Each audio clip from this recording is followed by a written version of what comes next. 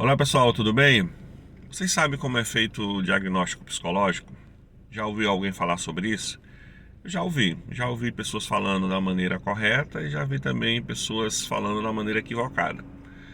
Como por exemplo, já vi pessoas falando que o diagnóstico psicológico simplesmente é feito por exemplo, o paciente chega no consultório, passa as informações para o psicólogo toma esses dados que foram compartilhados por meio do relato do paciente e a partir daí ele vai buscar no DSM-5 ou no CID-10 ou CID-11, ah, procurando enquadrar o paciente em algum transtorno.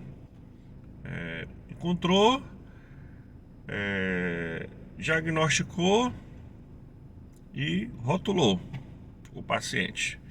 Simplesmente ouvindo o paciente e buscando informações desses dois manuais, que é o CID e o DSM.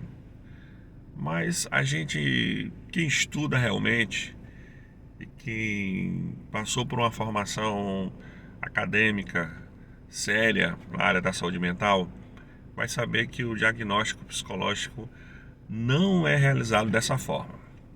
Eu quero compartilhar aqui com vocês ah, algumas informações que são relevantes para a construção de um diagnóstico psicológico. Obviamente que o DSM e o CID são usados, lógico que são usados, são manuais relevantes na construção de um diagnóstico psicológico. O que é importante para a construção de um diagnóstico psicológico, além desses manuais? É importante a própria vida do paciente. Precisamos considerar o paciente de maneira integral. Porque quando a gente simplesmente limita o diagnóstico psicológico somente fazendo uso dos manuais, nós vamos estar reduzindo o paciente àquela patologia ou aquele transtorno. Isso não é adequado.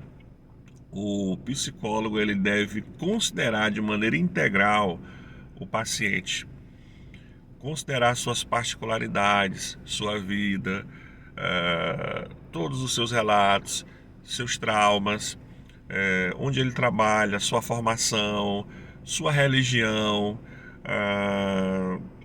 sua família, tudo, absolutamente tudo. O máximo que ele colher de informações a respeito do paciente é muito importante para a formação de um diagnóstico psicológico.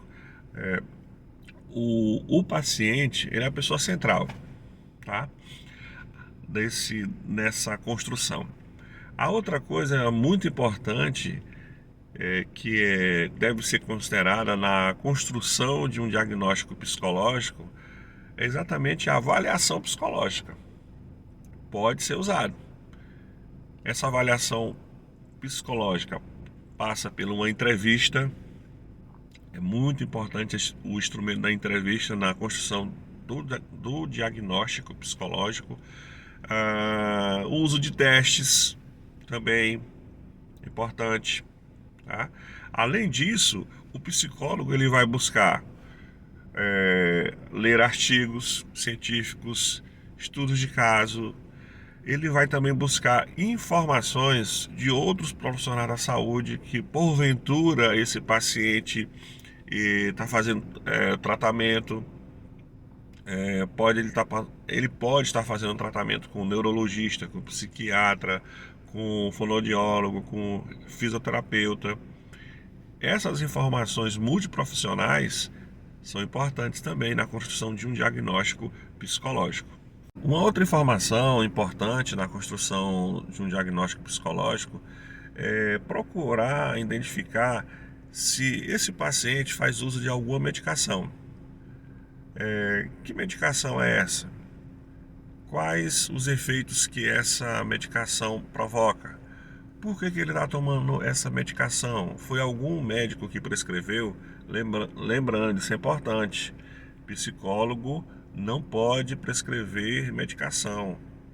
Quem prescreve é o médico.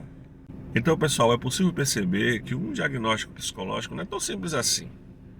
É necessário que o psicólogo tenha uma boa base do conhecimento, de um conhecimento psicopatológico, psicofarmacológico, psiquiatria, conhecimento do mundo, tá?